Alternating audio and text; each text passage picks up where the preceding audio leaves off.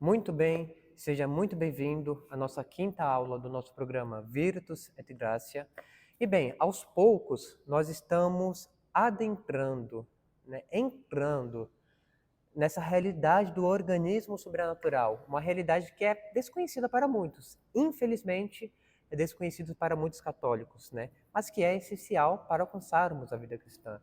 Então, já conversamos sobre bastante coisas, vimos sobre a graça santificante, sobre a diferença que se dá entre uma pessoa que tem o organismo sobrenatural para a pessoa que não tem o organismo sobrenatural, sua divisão, etc, etc, etc.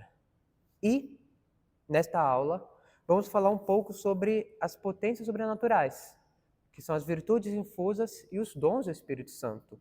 Vamos conversar um pouquinho, principalmente sobre as virtudes infusas, ver a sua definição, a sua divisão e o que é necessário fazer para alcançá-las. E aos poucos vamos adentrando. É uma matéria um tanto quanto difícil, mas é possível alcançar e é extremamente necessário. É extremamente necessário. Tá bem? Então vamos lá. Vamos conversar um pouquinho sobre as virtudes infusas. Há 2 aulas atrás, nós vimos que a virtude é você pegar uma capacidade que você tem, uma potência, e elevá-la ao máximo. Então, o violinista, ele é virtuoso quando ele toca muito bem o violino. Estou gostando desse exemplo, sempre estou dando. Agora, qual a relação disso com as virtudes infusas? Vamos ver um pouquinho agora. Bem, qual que é a natureza das virtudes infusas? Qual é a sua definição? O Padre Antônio Royo Marim, no seu livro Teologia da Perfeição Cristã, ele define as virtudes infusas como hábitos operativos infundidos por Deus nas potências da alma para dispô-la a obrar segundo os ditames da razão iluminados pela fé. Tá? Então vamos analisar essa definição e o que significa, o que quer dizer com isto. Então vamos lá, primeira coisa, hábitos operativos. Um hábito é a facilidade para você realizar tal ou qual ação. Por exemplo, vamos pensar aqui, nós temos, imagina uma pessoa que dirige, ela pegou o carro pela primeira vez, e você fica tensa assim. Eu lembro quando, depois que eu tirei a carteira, eu era seminarista, Aí eu tirei a carteira, só que no seminário eu não dirigia. Aí teve uma vez que meu pai ele foi me buscar, porque eu estava indo para casa, ele foi de carro, Aí eu falei, pai, deixa eu dirigir. Eu tinha acabado de tirar a carteira. Aí eu lembro que era um Uno vermelho. Sabe aqueles Uno Mille que é cheio de fósforo? Então, eu estava dirigindo o Uno e eu lembro que eu estava muito atento. Eu estava com muito medo de bater. E aí eu estava muito atento, assim, prestava atenção no ponto e tá. Aí via esse motoqueiro me fechava, enfim. Tava muito nervoso, assim. Eu cometi até alguns erros e etc. Graças a Deus não bati, Mas cometi até alguns erros e etc. E assim, com o tempo de tanto dirigir, hoje eu dirijo tranquilamente, sem nenhum problema. Mas por quê? Porque agora eu tenho o hábito de dirigir. Ou seja, de tanto dirigir, foi ficando fácil. Tá? Também isso acontece com as virtudes naturais. Então, como que você adquire uma virtude natural? Sei lá, o hábito da temperança, a virtude da temperança. Então, eu vou fazer vários atos de temperança e vou começar a praticar. Então, sei lá, eu não vou tomar café com açúcar. No começo é muito difícil, mas depois você vai acostumando. Eu não vou comer chocolate dia de semana. No começo vai ser difícil. Eu não vou mexer no Instagram, ficar 2 horas no Instagram por dia, porque isso está relacionado com a temperança. No começo é difícil, mas depois vai ficando fácil. De tanto você repetir esses atos, você cria um hábito.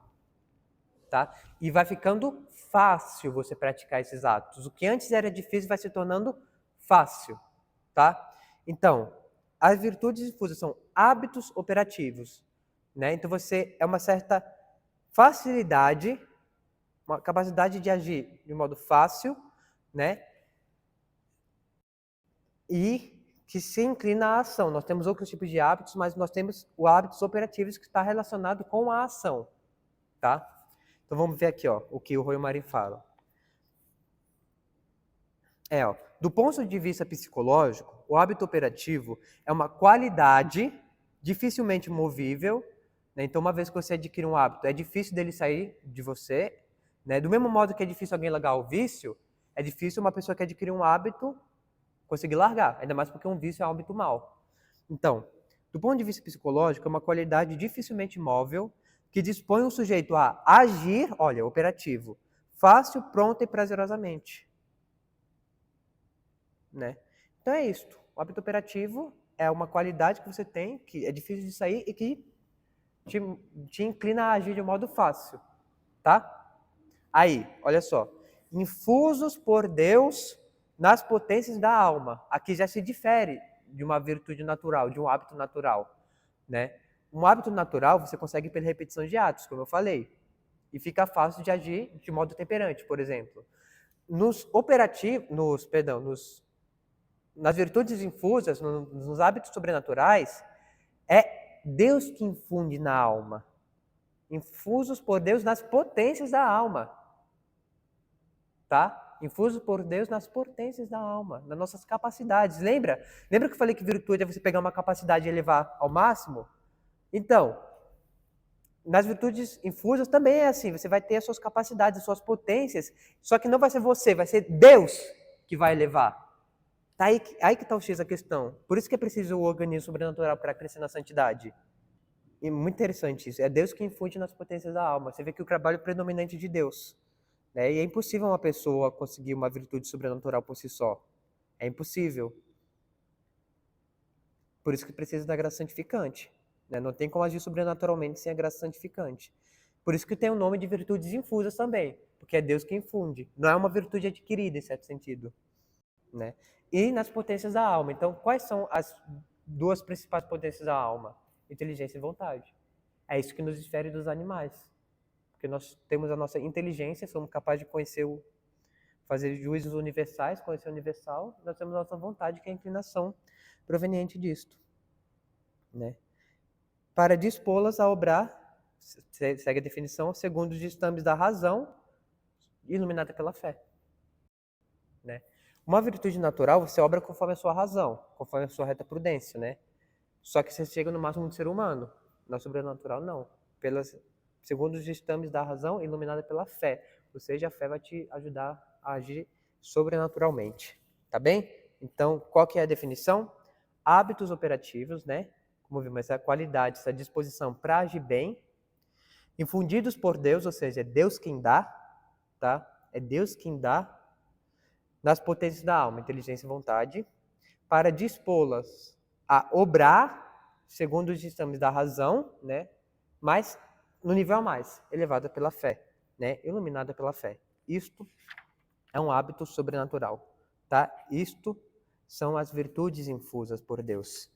E essas virtudes, elas têm uma divisão. Elas se dividem em duas, tá bem? Nós temos as virtudes teologais, que são 3, e nós temos as virtudes morais infusas, tá? Vou só adentrar um pouquinho aqui nessa aula, na próxima nós conversamos um pouco mais profundamente sobre o assunto, mas o que acontece, né? As virtudes teologais são 3.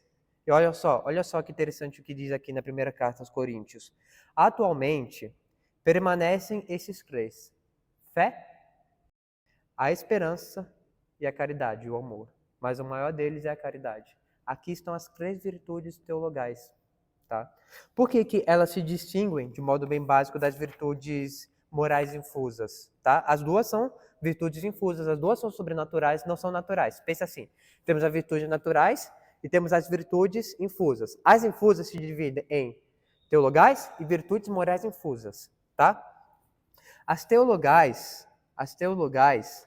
elas nos levam diretamente para Deus como fim último, tá? Imagina que nós vamos fazer uma viagem. Eu vou sair daqui, vou para São João del Rei, vou para Curitiba, sei lá. São João del Rei que eu conheço melhor o caminho, né?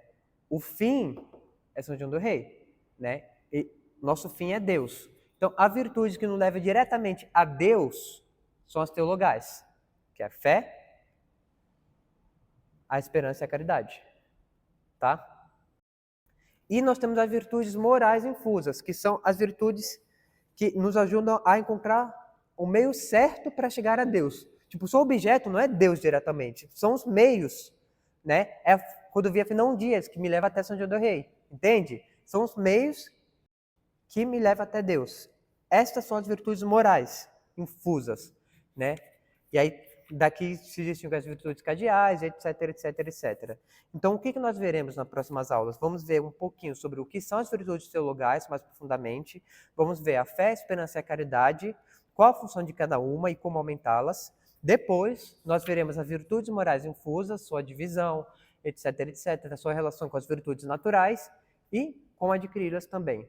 Então, já anote, se precisar, revise essas aulas, né? Elas são um pouquinho mais difíceis mesmo, mas conforme for passando o tempo, eu vou sempre voltando nesse assunto, vai ficando fácil, mas é um tema que é essencial para a sua santidade. Então, deixe seu like, compartilhe e nos vemos na próxima aula.